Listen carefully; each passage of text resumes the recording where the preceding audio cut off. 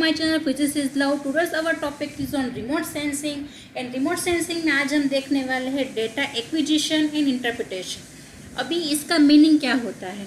Data acquisition meaning के जो भी हम डेटा कलेक्ट करते हैं, जो भी इंफॉर्मेशन कलेक्ट करते हैं, उसको हम क्या बोलेंगे? Data acquisition. मतलब कि जो भी हमने एक्वायर किया, जो भी हमने ग्राफ के रूप में या तो फिर डेटा के रूप में जो भी हमने इंफॉर्मेशन कलेक्ट की है वो हमारा डेटा एक्विजिशन है। इंटरप्रिटेशन का मीनिंग होता है कि जो भी हमने डेटा एक्वायर किया है उसका रिजल्ट क्या निकलेगा, मतलब कि उसको हमें इंटरप्रेट करना पड़ेगा, उसको हमें प्रोसेस करनी पड़ेगी आगे कि इसमें से हम क्या निकाल सकते हैं। ठीक है, तो ये होगा इंटरप्रिटेशन। तो जो रिमोट सेंसिंग है उसमें हम डेटा एक्विजिशन इंटरप्रिटेशन कैसे करते हैं, तो वो कैसे काम आता है, उसके एडवांटेजेस क्या है, उसके डिसएडवांटेजेस क्या है, वो सब हम पढ़ने वाले हैं। ओके, तो डेटा एक्विजिशन इंटरप्रिटेशन सबसे पहले तो the procedures by which the electromagnetic energy signals and detected, recorded and interpreted are known as data acquisition and interpretation.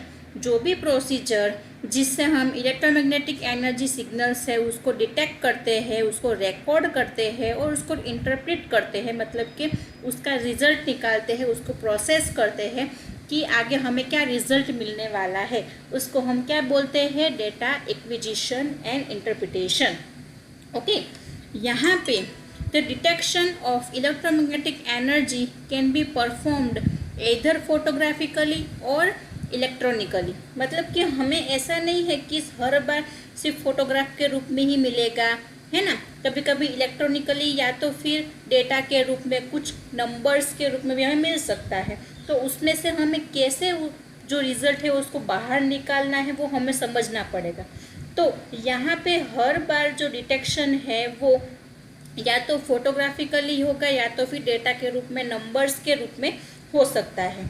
यहाँ पे the process of photography uses chemical reactions on the surface of a light sensitive film to detect energy variations within a scene। तो यहाँ पे जो भी photography हमें मिलती है, the process of photography, जिसको हम केमिकल रिएक्शन में यूज़ करते हैं on a surface of light sensitive film.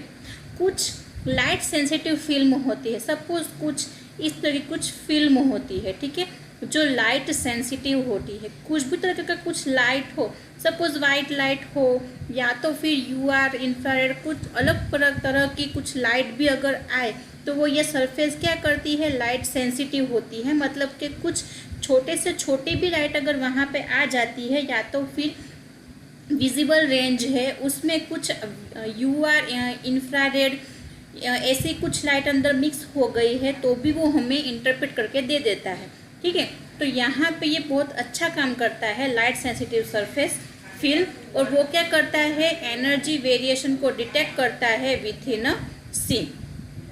Okay, तो यहाँ पे फोटोग्राफिक सिस्टम के बहुत सारे एडवांटेजेस है और they are relatively simple and inexpensive and provide a high degree of spatial details and geometry integrity. Okay, तो यहाँ पे जो भी फोटोग्राफिक सिस्टम के एडवांटेज है वो क्या है?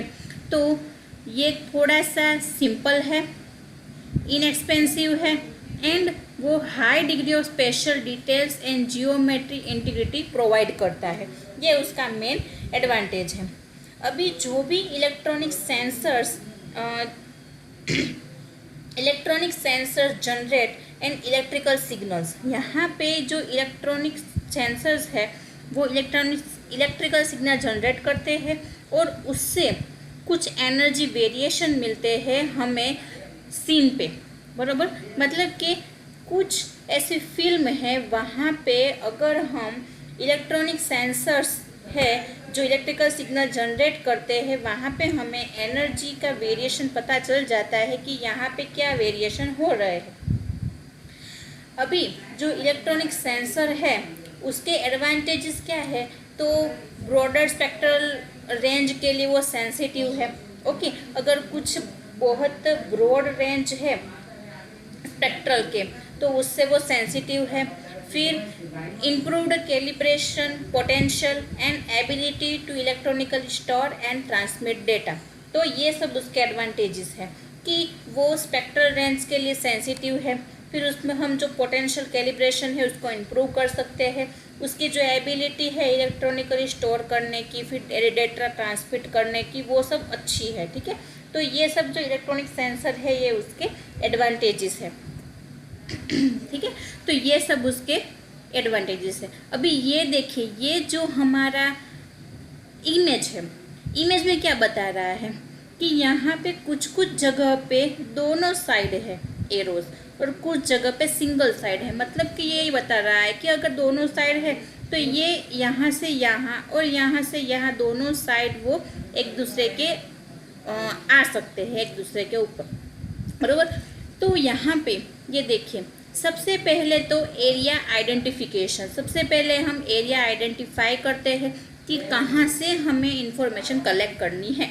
ठीक है, फिर जाता है वो रिमोट सेंसिंग डेटा एक्विजिशन पे, मतलब कि उसके बाद रिमोट सेंसिंग जो होता है, डेटा जो एक्विजिशन होता है, वहाँ पे जो इन्फॉर्मेशन कलेक्ट होती है वहाँ पे जाता है। या तो फिर ऐसा हो सकता है कि रिमोट सेंसिंग डेटा एक्विजिशन यहाँ से एरिया को आइडेंटिफाई करता है। ठीक है, ये दोनों वाइसा वर्सा है। इसके बाद क्या होगा, रिमोट सेंसिंग जो डेटा एक्विजिशन करेगा, उसके बाद जो भी डेटा मिला है उसको क्या करेगा, वो डाउनलोड करेगा, downlink to receiving station. जो भी डेटा आया उसको डाउनलोड करेगा तो उसको रिसीव करेगा डेटा जहाँ पे हम स्टोर कर रहे हैं उसके स्टेशन पे। उसके बाद जो भी डेटा आया है उसको क्या करेगा, वो प्री प्रोसेसिंग, मतलब कि पहले तो प्रोसेस कर दिया है सेंसर्स ने, उसके बाद वापस से प्रोसेस करेगा। ये जो प्रोसेस किया है वो जो डेटाबेस है, database data with difference processing levels, तो अलग अलग लेवल पे वो डेटा को प्रोसेस करेगा। ऐसा होता है कि कोई जगह पे सिर्फ हम वेवलेंथ कैसी होती है वो हम प्रोसेस करते हैं, कहीं पे कुछ एनर्जी कैसी वो प्रोसेस करते हैं। तो यहाँ पे वो अलग अलग स्टेजेस होते हैं कि जहाँ पे हम पता चलता है हमें कि डेटा की प्रोसेसिंग कैसे होती है। ये जो भी है डेटाबेस जो में प्रोसेसिंग हमने लेवल किया, ठीक है, वो अलग अलग डेटा फील्ड में जाता है और डेटा एनालाइज और इंटरप्रिटेशन में जाता है। क्योंकि अलग अलग लेवल के एरिया है तो उसको अलग अलग फील्ड में भेजना पड़ेगा और उसको अलग अलग डेटा एनालाइज करना पड़ेगा। तो ये दोनों वाइसा वर्सा है, क्योंकि यहाँ पे या तो हमें डेटा फील्ड अलग करना पड़ेगा और उसके बाद डेटा को एनालाइज करना पड़ेगा। ठीक है, अलग अलग डेटा को।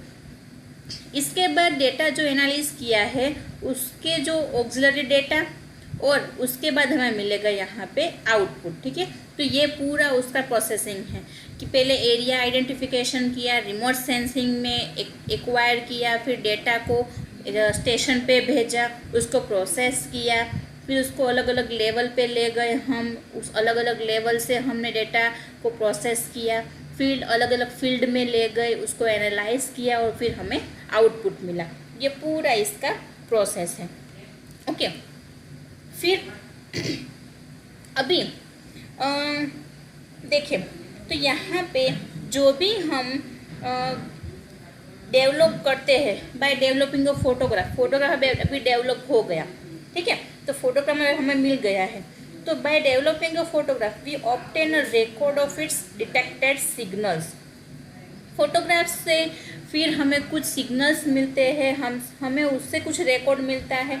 तो यहाँ पे कुछ फिल्म बनती है कि सपोज मून है, ठीक है, उसका कुछ डेटा हमें मिला है, तो अलग अलग टाइम पे हमें अलग अलग उसकी इमेज मिलती है, तो उसके कुछ फिल्म बनाते हैं हम। ठीक है, तो यहाँ से उसकी फिल्म से हम डिटेक्शन भी कर सकते हैं और उसका रिकॉर्डिंग भी कर सकते हैं। तो फोटोग्राफिंग डेवलपमेंट से हम ये दो तरह के काम कर सकते हैं। लेकिन जो इलेक्ट्रॉनिक सेंसर सिग्नल्स है वो सिर्फ क्या करते हैं, सिर्फ रिकॉर्ड करते हैं मैग्नेटिक मीडियम को, वो उसको डिटेक्ट नहीं करते हैं। तो ये सिग्नल है वो converted to an image on photographic film using a film recorder. और यहाँ पे photographic film is used only as a recorded medium, तो सिर्फ रिकॉर्डिंग मीडियम के तरह के ही काम करता है, वो डिटेक्शन नहीं करता है। कौन? Electronic sensor. ठीक है, तो इलेक्ट्रॉनिक सेंसर पे यहाँ पे एक एडवांटेज ये है कि broader spectral range of sensitivity include calibrations potential and ability to electronically store and transmit data. वो स्टोर भी करता है और डेटा को ट्रांसमिट भी करता है कि हमें कैसा डेटा चाहिए है। ओके, फिर electronic sensor signals are generally recorded into magnetic medium. Generally magnetic medium पे रिकॉर्ड होता है ये। ओके, और in remote sensing the term photograph is reserved exclusively for image that were detected as well as recorded on film. तो ये जो remote sensing है वो फोटोग्राफ रिजर्व करता है, इमेज लेता है और उसको फिर इंटरप्रिटेट करता है, डिटेक्ट करता है, रिकॉर्ड करता है। ओके, तो यहाँ पे रिमोट सेंसिंग में जो टर्म फोटोग्राफ है वो रिजर्व्ड एक्सक्लूसिवली फॉर इमेज जो डिटेक्ट करता है रिकॉर्डेड ऑन फिल्म। और यहाँ पे जो यहाँ पे मोर जनरिक टर्म इमेज, जो इमेज है वो कैसे यूज़ करते हैं हम, पिक्चोरियल रिप्रेजेंटेशन करते हैं। सिंपली हमें इमेज क्या समझ में आता है कि एक तरह का पिक्चर है, तो जो इमेज है, इमेज डेटा वो कैसे रिप्रेजेंट करेंगे हम, पिक्चोरियल के फॉर्म में। यहाँ पे जो डिजिटल कैमरा है वो यूज़ होता है ना, क्योंकि पिक्चोरियल फॉर्म में अगर हमें लेना है तो उसको डिजिटल कैमरा हमें चाहिए होगा, तो उसका यूज़ होता है इलेक्ट्रॉनिक डिटेक्टर्स में और इमेज डिटेक्शन में। और यहाँ पे ये जो प्रोसेसेस है अभी कॉमन हो गई है सभी जगह पे डेटा कलेक्शन करने के लिए। Okay, digital camera use electronic detector rather than film for image detection. Data interpretation except of remote sensing can involve analysis of picture, ideal or and digital data। यहाँ पे जो डेटा इंटरप्रेट होता है remote sensing में, उसमें picture का analyse होता है और डेटा का भी एनालाइज होता है। तो यहाँ पे जो भी विजुअल इंटरप्रिटेशन होता है पिक्चर इमेज डेटा का, वो लॉन्ग है, मतलब कि data has long been the most common form of remote sensing. Commonly हम उससे बोल सकते हैं कि हर बार हमें पिक्चोरियल के फॉर्म में कभी कभी मोस्ट ऑफ हमें मिल जाता है, तो कुछ प्रॉब्लम नहीं होती है। और विजुअल टेक्निक से हम बहुत अच्छी एबिलिटी वाली, हमें उसकी अच्छी क्वालिटी वाली हमें इमेज मिल जाती है, तो कुछ दिक्कत नहीं आती है। ठीक है, तो visible techniques make use of the excellent ability of the human mind qualitatively evaluate spectral pattern in A image.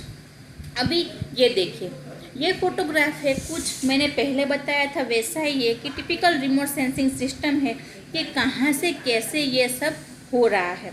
Okay, तो यहाँ पे इंफॉर्मेशन जो एनालाइजिंग रिजल्ट, फिर information require, analysis of customer request, जो भी कस्टमर को चाहिए उसके हिसाब से, उसके रिक्वेस्ट के हिसाब से हम उसको एनालाइज करते हैं। Data acquisition bye remote sensing, फिर यहाँ पे सब डेटा को कलेक्ट करना, उसका प्रोसेस करना, कंप्यूटर सिस्टम का सब प्रोसेस करना, उसका मैप बनाना, वो सब यहाँ पे पूरा इसका स्ट्रक्चर बना हुआ है। ओके, अभी हम अगर इसके एडवांटेज और डिसएडवांटेज पे जाए तो इसका डिसएडवांटेज क्या है, तो विजुअल इंटरप्रिटेशन जो टेक्निक है उसके कुछ डिसएडवांटेजेस है। तो उसके क्या डिसएडवांटेजेस है, तो दे में require extensive training and labour intensive. Okay, तो उसको कुछ ज़्यादा ही तरह की ट्रेनिंग चाहिए होती है। ठीक है, तो ये उसका विजुअल इंटरप्रिटेशन का डिसएडवांटेज है कि उसको थोड़ी सी ज़्यादा उसकी ट्रेनिंग करनी पड़ती है और उसमें हमें ज़्यादा मेहनत करनी पड़ती है। लेबर इंटेंसिव मतलब कि ज़्यादा मेहनत करनी पड़ती है। और उसमें अगर एक्स्ट्रा हम बोले तो स्पेक्ट्रल कैरेक्टरिस्टिक्स है वो हर बार फुल्ली इवोल्यूट हमें नहीं मिलता है। कभी कभी है वो ये विजुअल इंटरप्रिटेशन में सपोज ऐसे कुछ ग्राफ्स है, ठीक है, तो हमें सपोज ऐसे लाइंस चाहिए, तो कभी कभी ये बड़ी लाइन वाले मतलब कि कुछ अलग तरीके का हमें उसमें मिक्स मिल जाता है। तो कभी कभी फुल्ली हमें जैसा होना चाहिए वैसा नहीं मिलता है, कभी कभी उसके बीच में कुछ फॉल्ट भी आ जाता है, तो वो उसका डिसएडवांटेज है। ठीक है, तो दिस इज पार्शियली है because of limited ability of the eye to discern tonal values of an image and difficulty for an interpreter to simultaneously analyze numerous spectral image. तो ये इसकी वजह से इसमें हम बहुत सारी डिफ़िकल्टी होती है कि उसमें हम एनालाइज कैसे करें, ठीक है। उसका कुछ एप्लीकेशंस भी है। ये देखिए, in addition spectral characteristics are not always fully evaluated in visual interpretation efforts. और उसकी कुछ एप्लीकेशंस भी है। क्या एप्लीकेशंस है कि spectral pattern are highly informative, it is therefore preferable to analyse digital rather than pictorial image data. कि यहाँ पे ये ऐसा प्रिफर करता है कि हम डिजिटल डेटा इंटरप्रेट करें, ना कि इमेज डेटा, क्योंकि इमेज डेटा से हमें इतना ज़्यादा पता नहीं चलता है। इमेज से ये सपोज सिंपली इमेज है, अब इसमें से क्या पता चलता है हमें, है ना। तो डेटा हो तो उससे कुछ ज़्यादा हमें समझ में आ सकता है। तो ये पूरा जो है वो डेटा इंटरप्रिटेशन और डेटा एक्विजिशन का पूरी प्रोसेस है और कैसे कहाँ पे हो सकता है। तो आई होप आपको मेरा वीडियो अच्छा लगता है। अगर मेरी वीडियो आपको अच्छा लगता है तो प्लीज़ लाइक कीजिए, सब्सक्राइब कीजिए और शेयर कीजिए। और अगर आपको कुछ भी डाउट है तो प्लीज़ कमेंट सेक्शन में कमेंट ज़रूर करिएगा। थैंक